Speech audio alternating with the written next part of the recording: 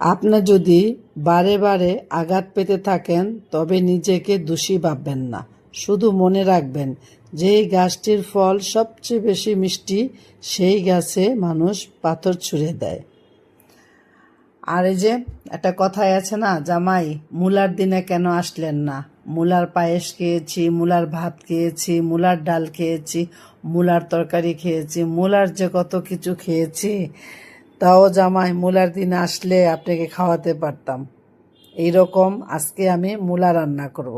মূলাটা রান্না করব, প্রথমে আমি একটু সবগুলো মশলা আগে কষিয়ে নিব। আর এখানে মূলাটা কেটে রেখেছি, সাথে আলু দিয়েছি।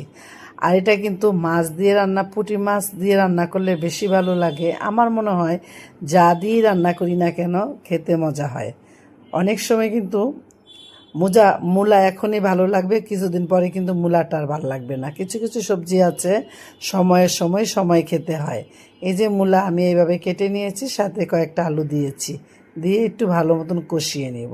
মশলাও কিন্তু খুব কম দিয়েছি। আর আমি এমনি তো সাদা তরকারিটা বেশি পছন্দ করি, বেশি মশলা দেওয়া মাংসতেই আমার ভালো লাগে। আর মাছের তরকারিতে বেশি মশলা আমার ভালো লাগে না। হ্যাঁ, যখন কষানো মশলাটা হয়, মাছ ভাজা করে কষাবো, সেটা আমার ভালো লাগে বেশি মশলা দিতে। এই যে মূলাটা একটু পানি দিব, কুসুম গরম পানি দিয়ে, আর একটু কষিয়ে নিব। আমার এত ভালো লেগেছে খেতে, এই মজার তরকারিটা সত্যি প্রথম আজকে খেলাম, মানে মূলার সময় আসছে তো, তাই আজকে প্রথমে খেয়েছি, ভালোই লেগেছে। এখন একটু ঢেকে দিয়ে একটু পানি দিয়ে দিব।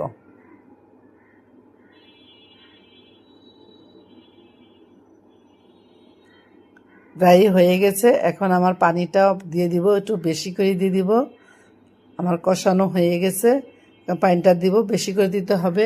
আমি মূলাটা আগে সিদ্ধ করি নাই, তাই মূলাটা ভালো মতো যেন সিদ্ধ হয়, তাই দললে যেন একদম মলিন হয়ে যায় এরকম। এই যে এখানে পুঁটি মাছ আর কিছু অন্যরকম মাছ আছে, সেই মাছগুলো দিয়ে রান্না করব।